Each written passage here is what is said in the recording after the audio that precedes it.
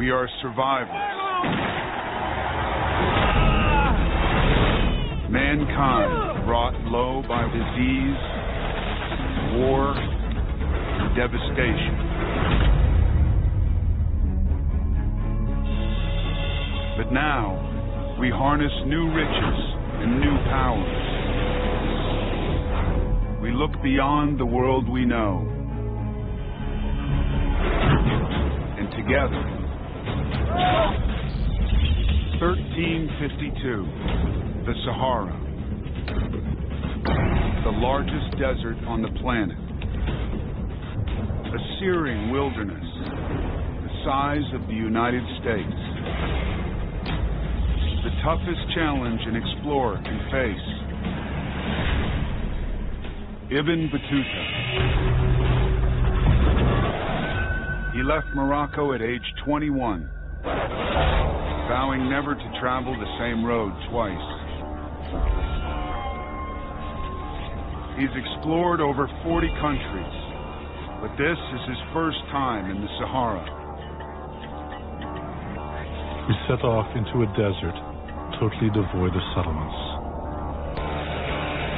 There's no road, no track, only sand. But at this time, the Sahara holds the key to mankind's survival.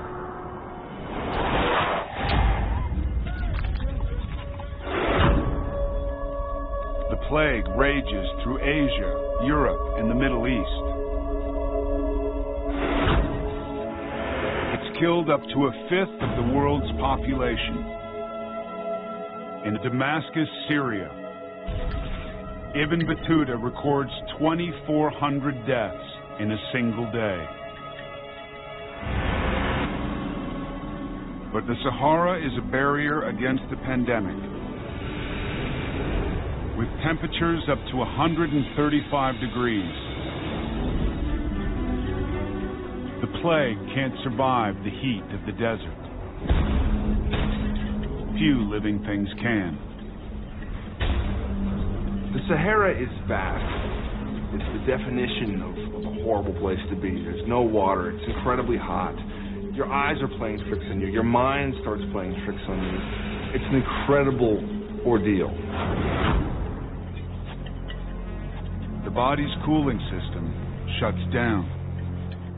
Heat stroke. Then you stop sweating because you have no ability to get rid of fluid to allow you to cool down. You stop thinking normally. And it's that erratic, bizarre behavior that ultimately leads to death.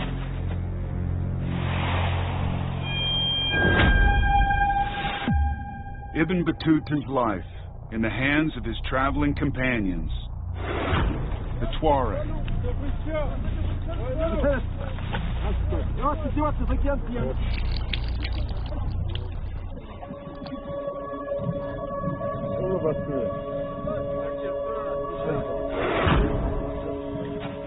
Nomads from North Africa. They've lived in the Sahara for over 1,000 years, trading something we take for granted today, but was once one of the most valuable commodities on the planet.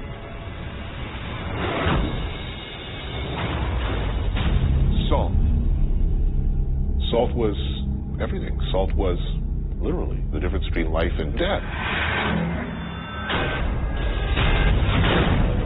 Before refrigeration, salt was the key to preserving food.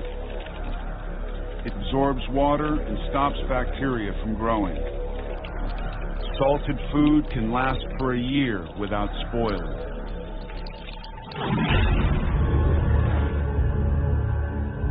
Access to salt determined whether you were powerful enough. I can't send an army across the water or great distances without provisions, and their provisions are going to go bad if they are not salted. The Tuareg have discovered a rich supply under their feet.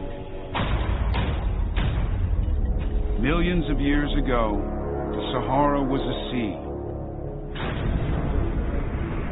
As the water evaporated, it left behind huge salt deposits. The salt trade is the Tuaregs' livelihood. They mine it at Tekhaza in the middle of the Sahara, then trek hundreds of miles south to the markets in the great cities of the Mali Empire, Djenné, Gao, and Timbuktu.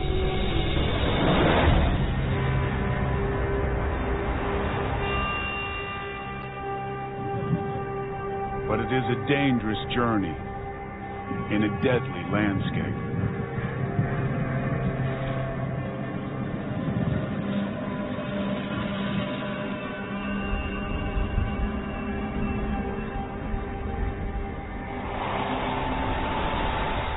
The greatest fear of every traveler, a sandstorm.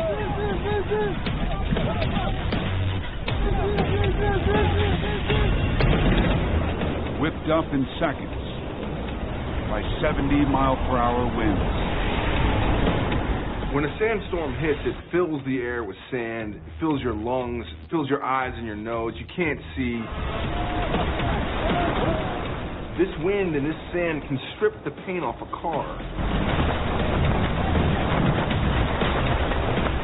You have to get shelter or you die.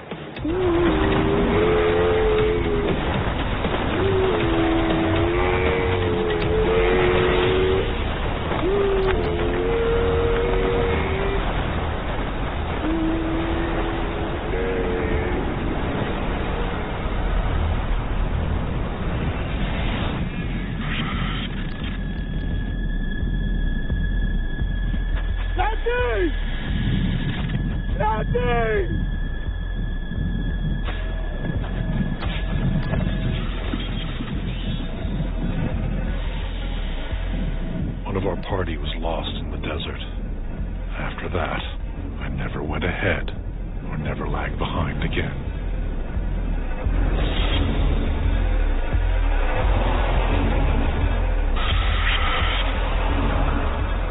After 2 months in the Sahara, Ibn Battuta's camel train reaches its destination,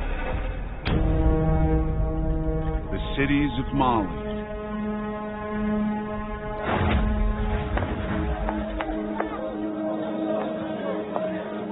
Travelers have nothing to fear. They gave me gifts of food and treated me with the utmost generosity. May God reward them.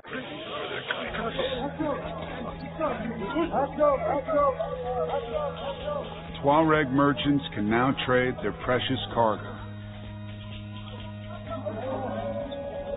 In Mali, salt is so in demand, it's traded for gold.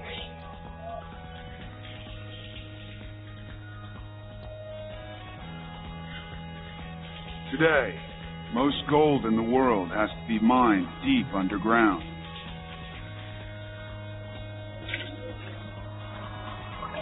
In Mali, it flows out of the bedrock of the river Niger.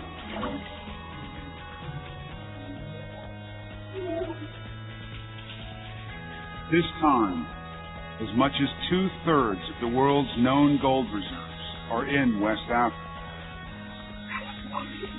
The key that turns Mali's rulers into some of the richest men in the world, and their cities into centers of learning.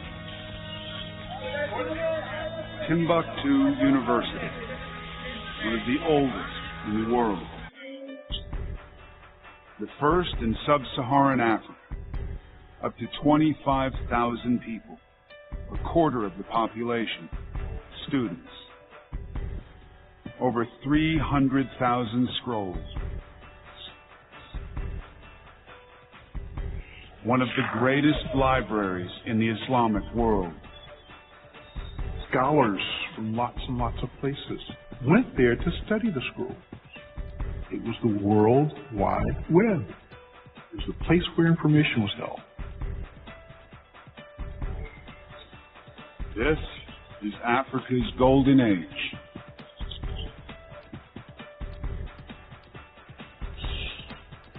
In the south, Great Zimbabwe, gleaming city of stone.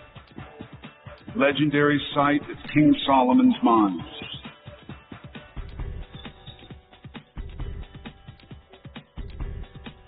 In the highlands of Ethiopia, an ancient Christian empire claiming to descend from the Queen of Sheba.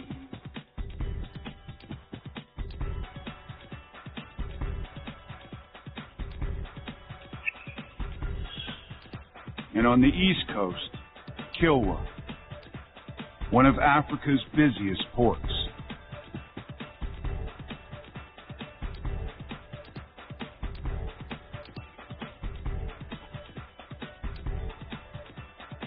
Ibn Battuta will return to Morocco and write the oldest surviving account of Timbuktu and the wealth of Africa. The Tuareg will carry their gold back across the Sahara.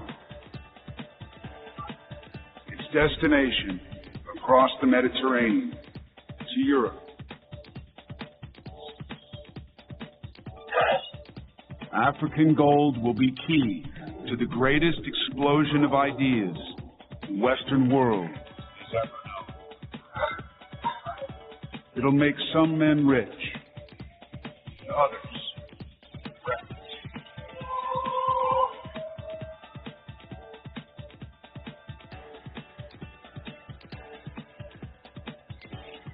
Venice, 117 mud islands joined together, become a thriving center of commerce. Silk from the Middle East, spices from India, and the key to its wealth, gold from Africa.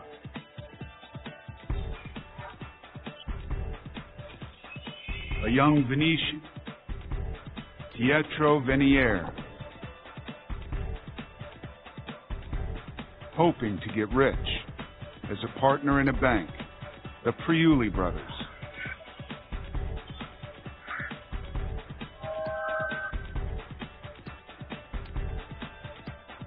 "70 years earlier, the plague wiped out half the population of Venice.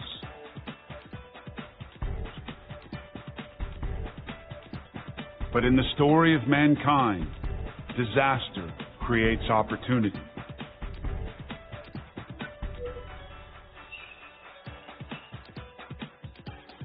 Venice is the nursery of modern banking and finance. It is the cradle of capitalism. In the 15th and 16th centuries, it is the place to be. It's absolutely the place to be.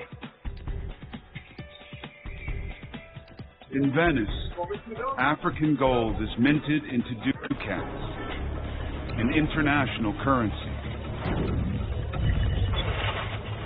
Merchants bank their ducats with men like Pietro Venier. Modern banking begins in Italy.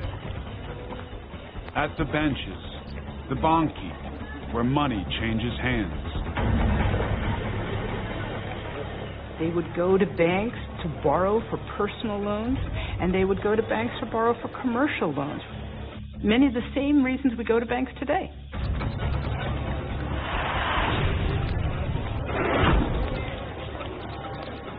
But Venice is a magnet for the disadvantaged, lured by its wealth. Enrico, an unemployed migrant, hungry and tempted.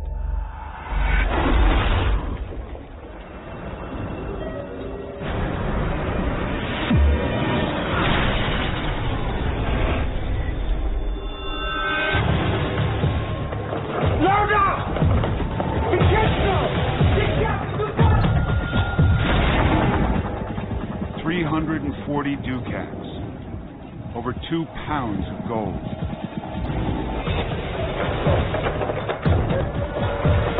Pietro Venier has no choice. He must catch it.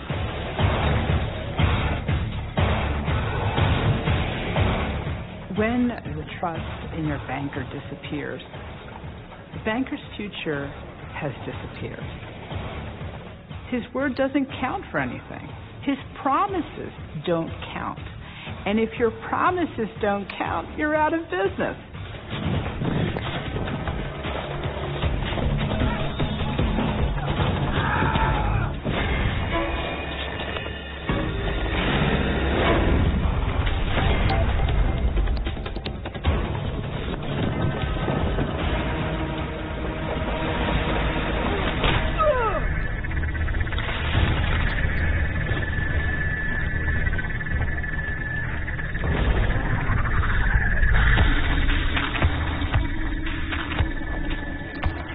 The authorities hang Enrico. There's no mercy for thieves in Venice. It's men like Pietro Venier who will finance the Renaissance.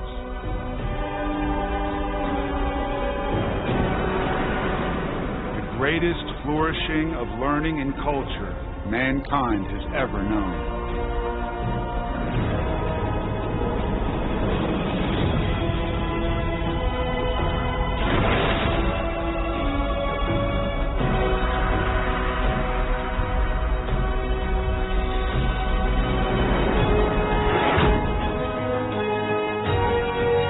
After the devastation of the plague, a rebirth. We have works of art, works of architecture, palaces, schools, academies. All of the human arts flourish where banking flourishes. They were buying collections for themselves, but they were meant for eternity. 5,000 miles away, China is on the brink of its own rebirth. The key, a deadly new invention.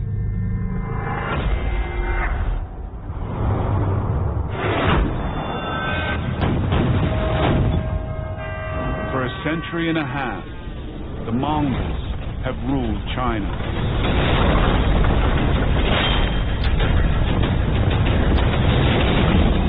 But the plague has killed millions, loosening their grip on power.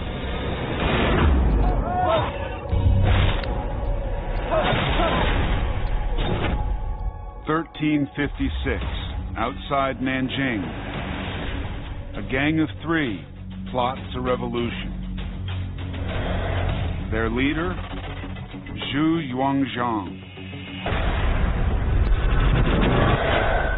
Born dirt poor, orphaned by the plague. Zhu Yuanzhang was a peasant. He was an ordinary man, but he had extraordinary drive. His men call themselves the Red Turbans. Peasants turned rebels. People have nothing to eat. And when a rebel leader comes along and says, drive out the Mongols, there's universal enthusiasm. By his side, his young wife, Ma. Daughter of a warlord, partner in the revolution. Ma and Zhu were a match made in heaven. And together, they were perfect partners in this rebellion. Third member of the gang, Xiao Yu. Master craftsman, weapons expert.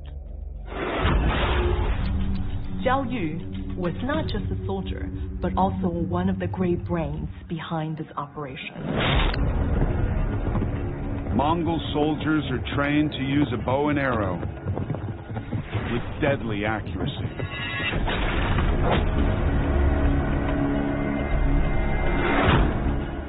Xiao's response, gunpowder.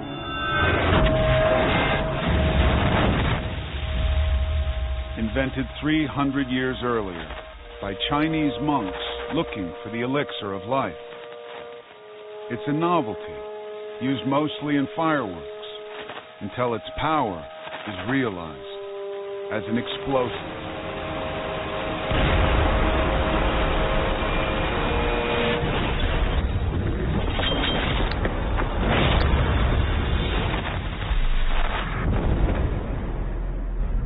Zhao designs a weapon he calls Human Thunder.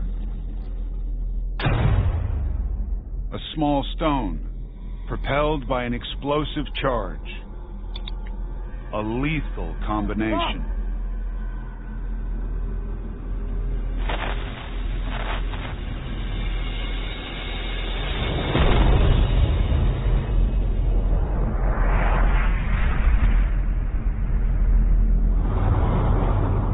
The future of warfare rewritten.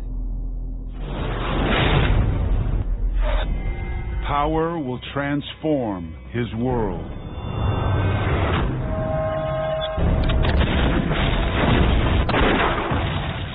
Once the gun shows up on the battlefield, everything changes. Anyone who picks up a gun is instantly lethal. Zhu is quick to see the potential. With these fire weapons, I will conquer the Empire as easily as turning the palms of my hands upside down. Zhu's confidence will soon be put to the test against the deadliest fighting force on the planet, the Mongols. –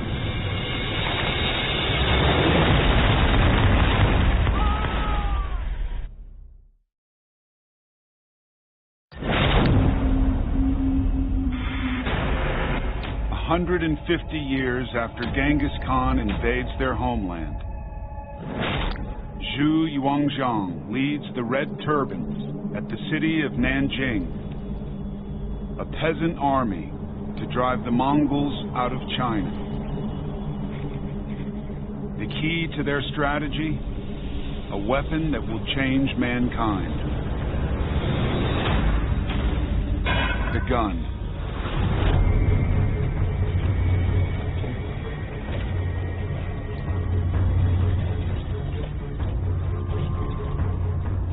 But their guns are a crude design and can't be aimed properly.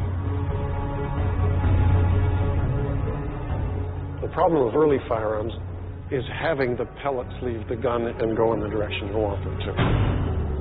It's aim that matters. Gunmaker Zhao's solution? Quantity over quality. A hailstorm of bullets. To annihilate the enemy, you must wait until just the right moment. Fire must be intense.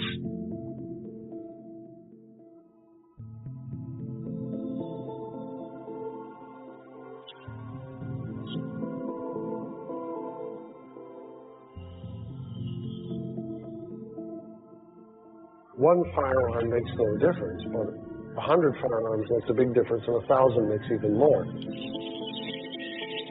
It must have been incredibly confusing and incredibly frightening.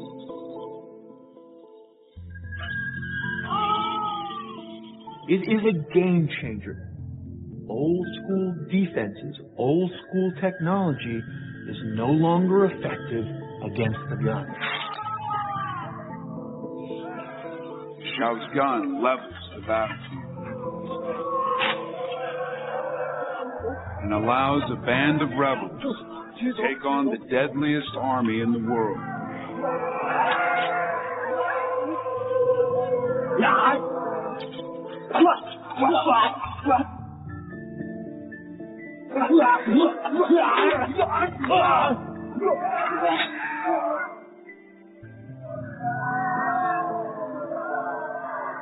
We no longer use horses on the battlefield. We still use gunpowder. That is a lasting change in the battlefield that cannot be ignored. Over the next 12 years, the Chinese drive out the Mongols. Nanjing becomes capital of a free China. Zhu, a peasant orphaned by the plague, becomes the emperor of a new Chinese dynasty.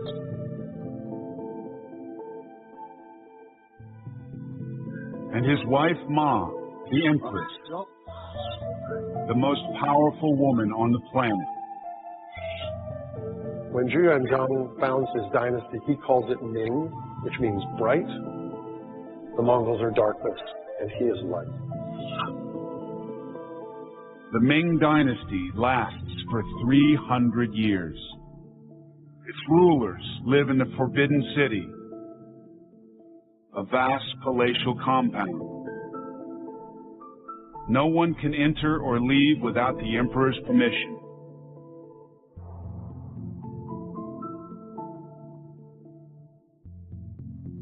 It takes up to 1 million workers, 14 years to build.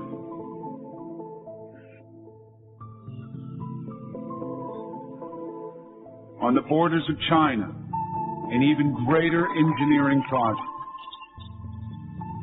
The largest defensive structure in the world, begun by China's first emperor, completed by the Ming.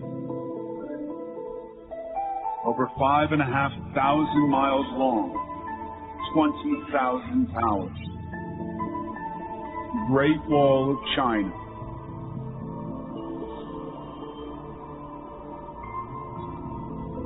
Now, a technology first developed in China will be perfected in Europe. It will change the world as dramatically as gunpowder.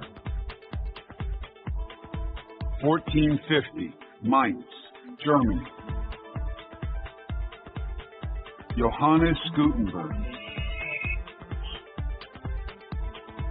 Goldsmith, entrepreneur, inventor of the printing press. It's still one of the greatest stories in the history of invention. You think about the impact that had, it's really hard to understand. In 15th century Europe, books are only in reach of the clergy and the rich. Handwritten and labor-intensive, it takes as long as 3 years to produce one copy of the Bible.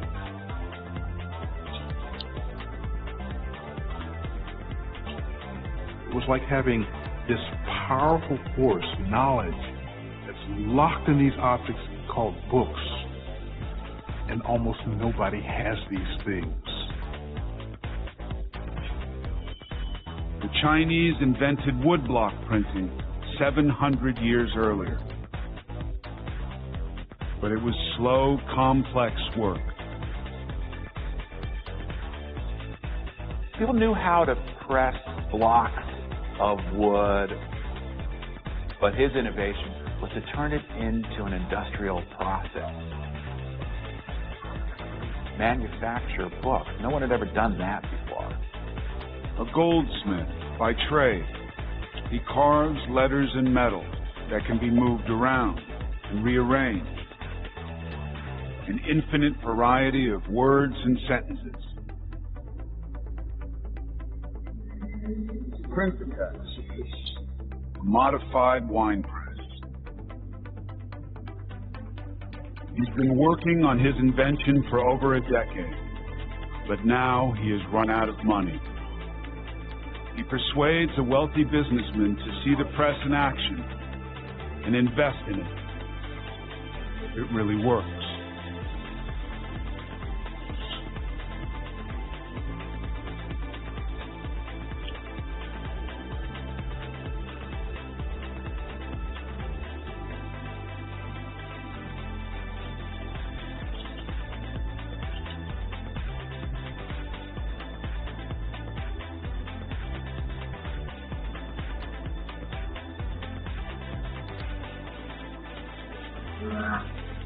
Once you lined up that type on that page, one person could print off 12 pages or 1,000 pages.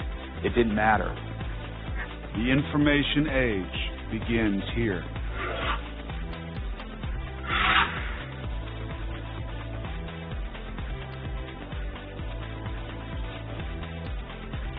Every page printed in the last 500 years owes a debt to Gutenberg's invention.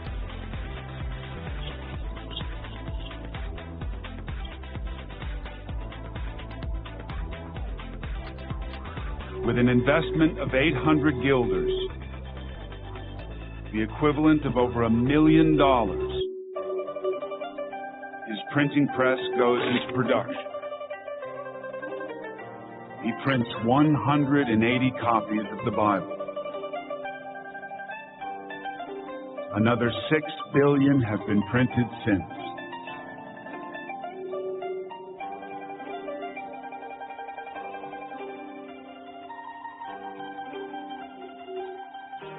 Books can now be produced 2,000 times faster than before. 20 million are printed in 50 years. As knowledge begins to spread, it becomes more within reach of ordinary people in ways we've never seen before in human history. All these parallels you hear to the internet, that's a very good analogy. Now a book will inspire one man to strike out across the oceans and change the future of mankind.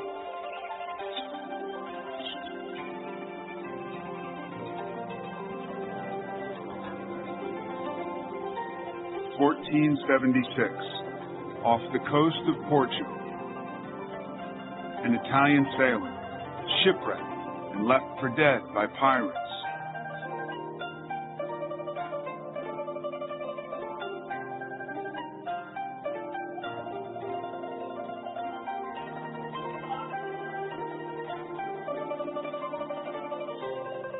Name: Christopher Columbus. A dreamer who will unite a divided world. He believes he's been saved by God for a special purpose.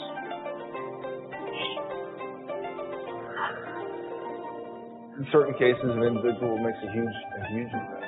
And Columbus is kind of a pure example of that.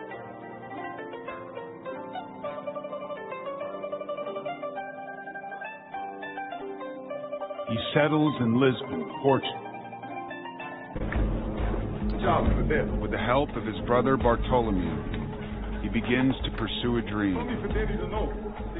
He was a guy who had a tremendous personal ambition. He really, really wanted to pull his family up from the muck and become an aristocrat, become a gentleman.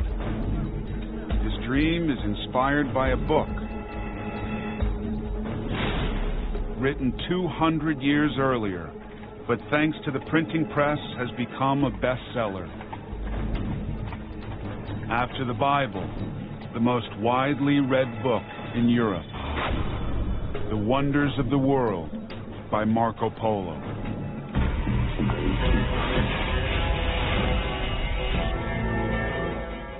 The epic story of a Venetian merchant in his travels east,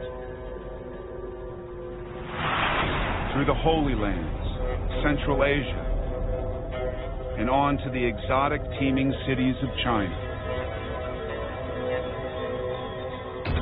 It is scarcely possible to set down in writing the magnificence of this province.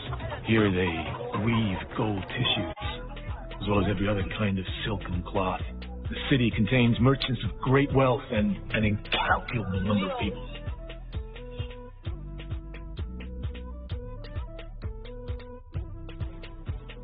Columbus was a classic example of someone who really was inspired by literature and dreamed big.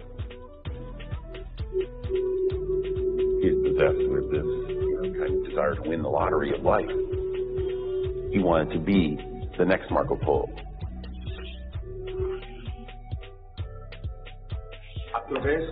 Columbus's brother is a map maker. Together, they plot a revolutionary idea: to head east by traveling west.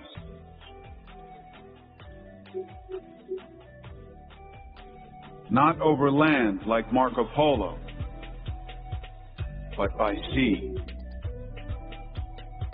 What a great opportunity. What a wonderful thing to be part of. When I think of it for myself, like, woof, get a little croissant.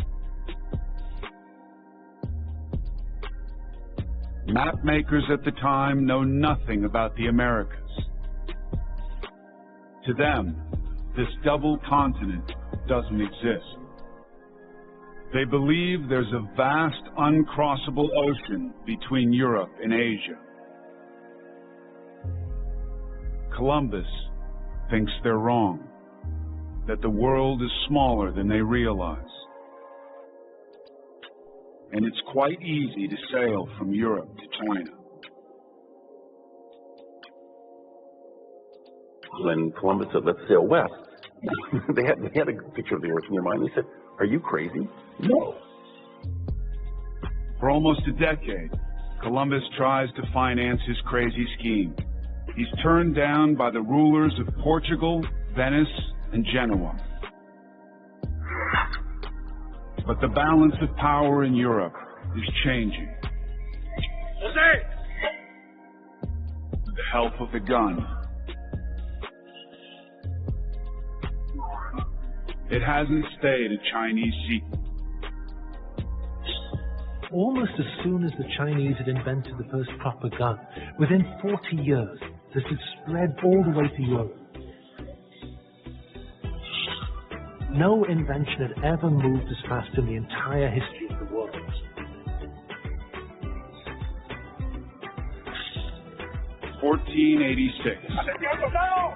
Southern Spain.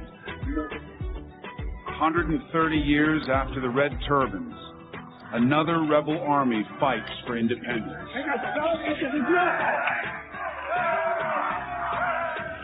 Using the latest in gun technology, the arquebus.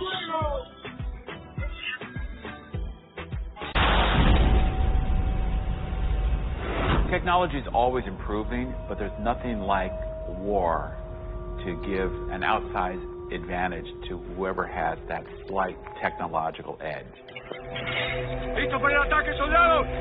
The gun improves when it arrives in Europe by trial and error. They want to increase their range. So what are they going to do? They're going to increase the length of the barrel because they know a bigger powder charge will allow that ball to travel further in distance. They're going to tighten the tolerances to increase the accuracy of that ball. They're going to find a way so that it becomes a one-man weapon versus a two-man weapon.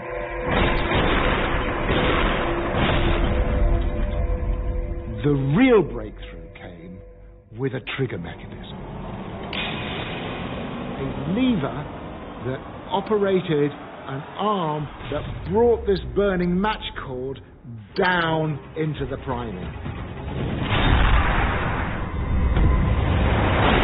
Individual soldiers were now armed with something quite deadly, quite accurate, and extremely portable. What happens here in Spain will help propel Columbus to the new world.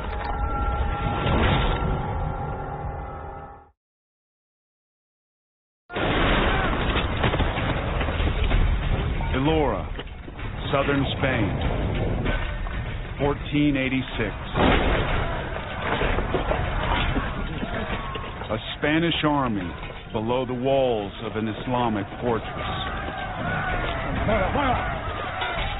The front line in a religious war that will shape the future of mankind.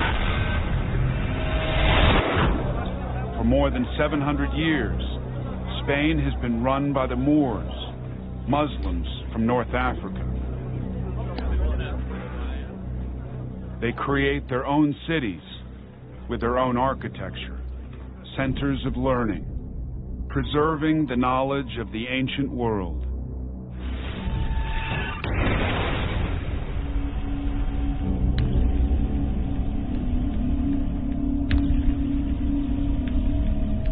But Spanish armies try to reclaim the country for Christianity. They force the Moors to retreat back to North Africa. All that remains is the Kingdom of Granada on the southern tip of Spain.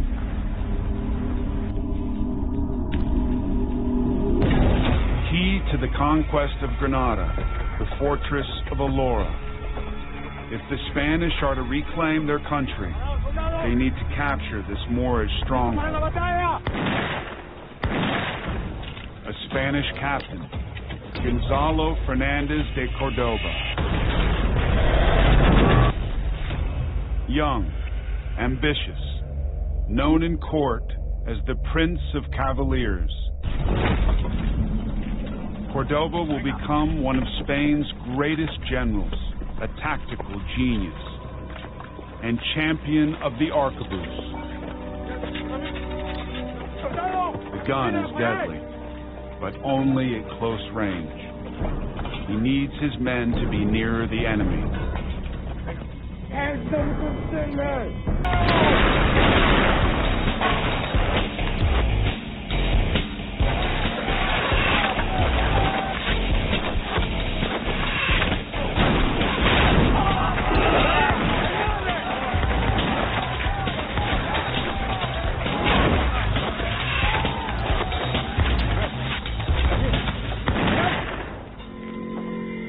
The noise of the arquebus is the equivalent of a jet engine at takeoff.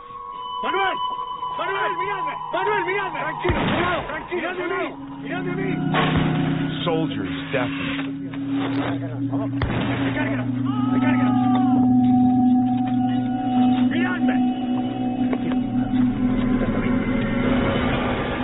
But the Spanish regroup and fight on.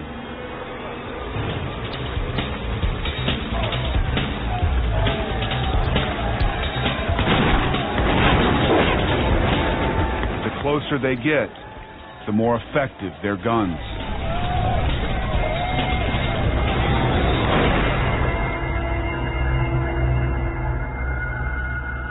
The victory at Alhora, a turning point in the reconquest of Spain.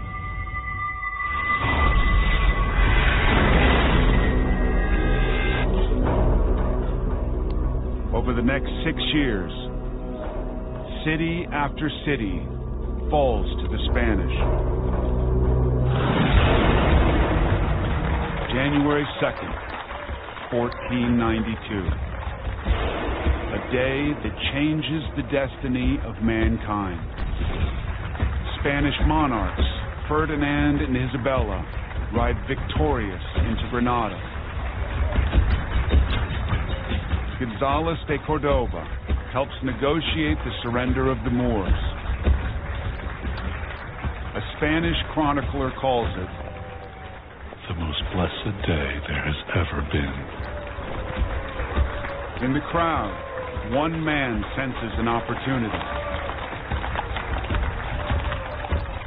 Christopher Columbus.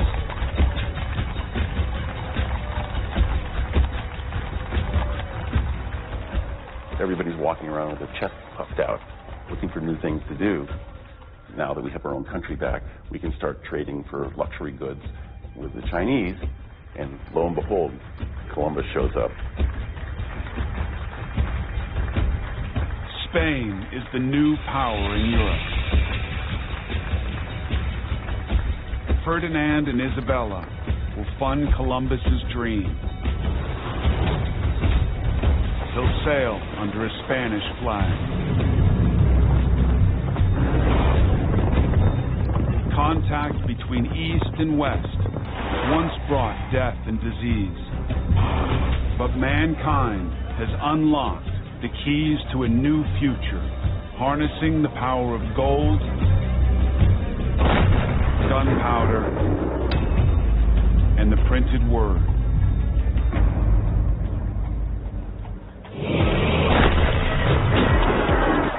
History is made by people with ideas and a spirit of adventure. People who see opportunity where others see danger. A new age is dawning that'll unite a divided world.